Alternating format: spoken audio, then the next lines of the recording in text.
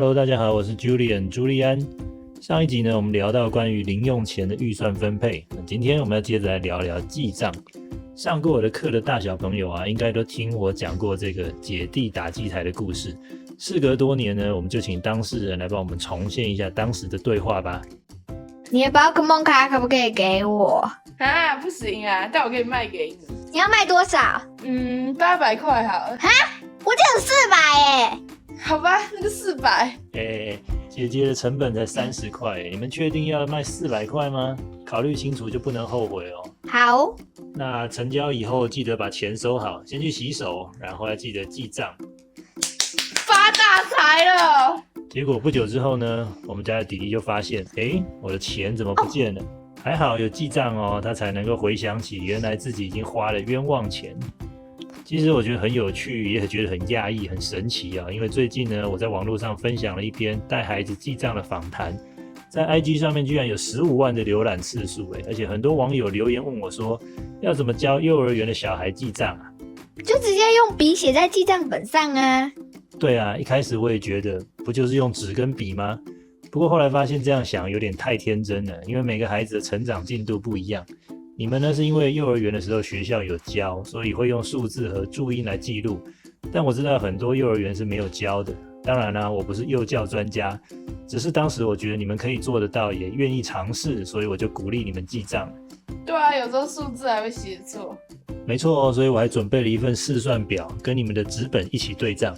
每次在发零用钱的时候啊，我就会顺便检查这个数字，确保它们是正确的。不过现在你们长大了，就可以自己管理咯。但是呢，老实说，我也知道很多家长没有时间这么龟毛，甚至很多大人也不喜欢记账。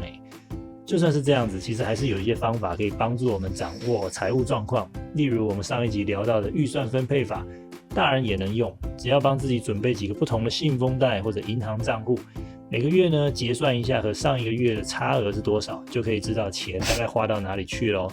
更重要的是，记账其实对你们的大脑有超棒的训练效果哦。我知道，因为记账要核对每笔记录的金额，就是在训练大脑的专注力与观察力。除此之外呢，在分类记录的时候，其实也是在训练归纳跟分析的能力。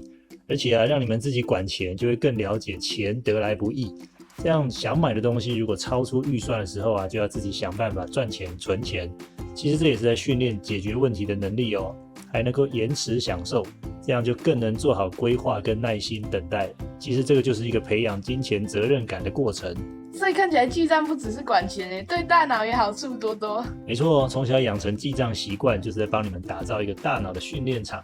对未来的学习、规划能力，甚至情绪管理都有帮助。最后呢，我们要分享3个建议。第一，爸爸妈妈们可以用纸本陪着孩子一起记账，从每天买早餐的钱，或者是买铅笔、橡皮擦这些文具小东西开始，就可以让孩子知道钱是怎么花掉的。还可以每月抽一点时间，全家一起讨论，我们这个月花的最多的是什么？哪些钱值得花，哪些不必要买？这样我们才会慢慢懂得要怎么控制花费。3、设定小目标。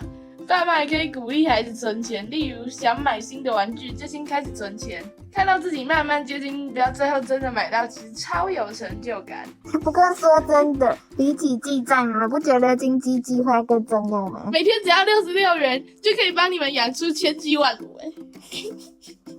好消息，现在只要购买学校没教但孩子一定要学的9堂理财课，就可以获得我们特别准备的免费线上课。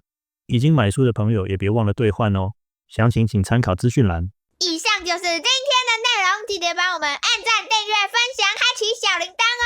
我们下次见，拜拜。